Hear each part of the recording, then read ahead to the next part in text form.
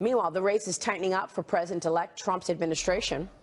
Retired neurosurgeon Ben Carson says that Trump offered him the position of Housing and Urban Development Secretary. And former Massachusetts Governor Mitt Romney is apparently the top choice for Secretary of State, according to reports this morning. Former Speaker of the House Newt Gingrich and top Trump advisor Kellyanne Conway weighing in on Romney potentially serving in that Trump administration. I would be concerned, one, I think the vast majority of Trump's supporters will initially be very unhappy and will be reminded of all the things that Romney said over the year.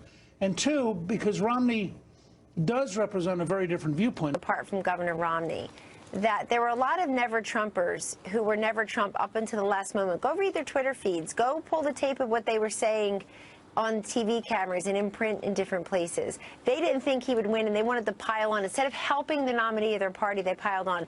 And in terms of a diverse cabinet, I'm all for diversity, but I think maybe one never-Trumper is enough, so let's not get 2, 3, 5 in there.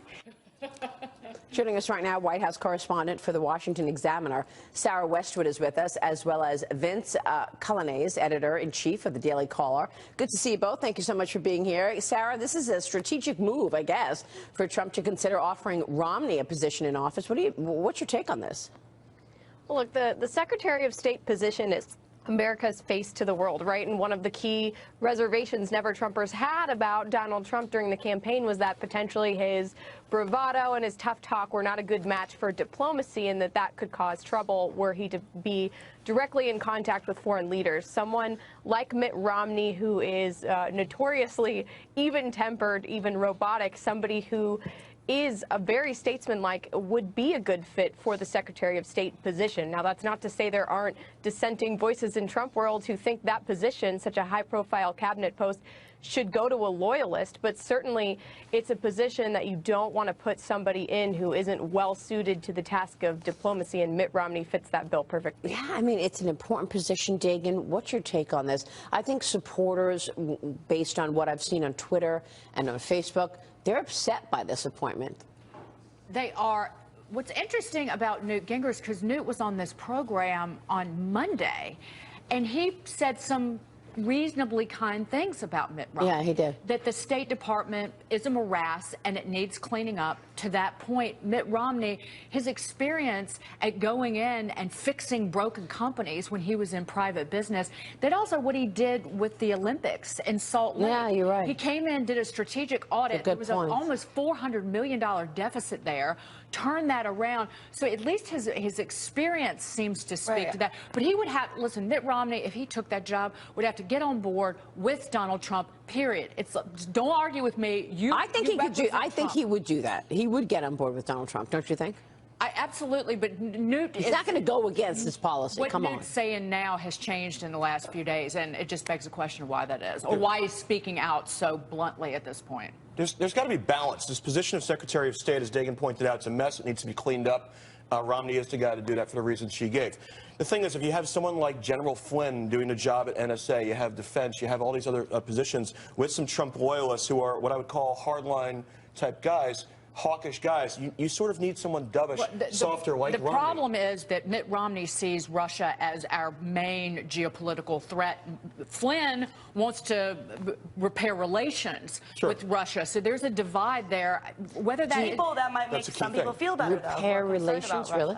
Yeah, that he is in favor of reaching out to Russia and at least building, and in terms of it kind of dovetails with the way Donald Trump has talked about Russia, frankly. Vince, previously Dr. Carson was reportedly up for consideration as Secretary of Health and Human Services.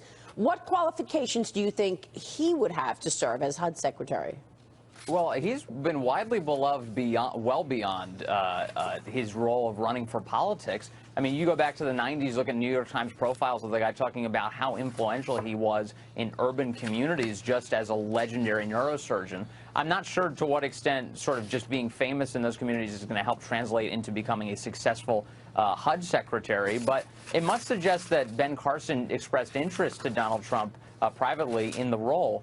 Insofar as they're now publicly both saying that that's under consideration. So now you've got Ben Carson really openly discussing this in a way that you haven't seen really any of the other picks. But then again, Ben Carson's always been unusual in the fact that he usually says too much too early in this He's saying he process. doesn't, he doesn't That's very want funny. it, though, right? He says he doesn't have experience, which is interesting because he had the experience, I guess, to run for president. Yes. That was funny. Yeah, no, that's exactly right. His own spokesman, Armstrong Williams, came out last week and said he doesn't want to take a position because he wouldn't want to undermine a presidency. The guy ran for president, so it's not exactly clear what that means. Your take. No, I watched that interview yesterday when it was happening live, and I say Ben as if we're on a first-name basis, but Dr. Carson, it looked like he's like, I'm just not gonna, I'm tired of dancing around the question. You ask me a question, I'm just gonna answer it directly. I love that about him, and by I the just way. like, he was like, I love that he just about kind him. of went, bleh, and just admitted it. And I completely respect that. But these positions, it's going to be, it absolutely is fascinating. I love how that Donald Trump has made this a spectacle. In the past, that this was kind of a boring event. Now it's Like the NFL draft is what it's like. He did own he owned the Miss Universe pageant. Don't forget, this is a beauty pageant. He's marching people in and out of Trump Tower.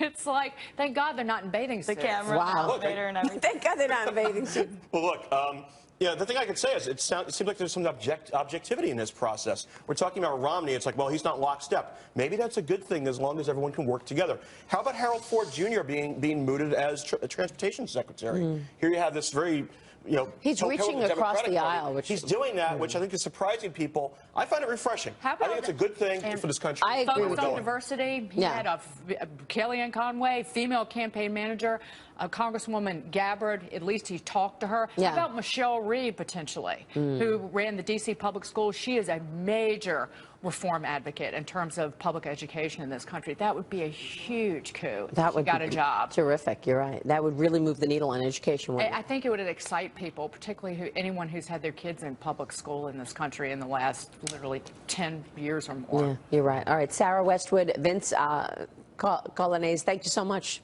We'll see you soon. Thanks very much for your insights this morning. Coming up next, a suspect arrested overnight in the shooting of a campus police officer.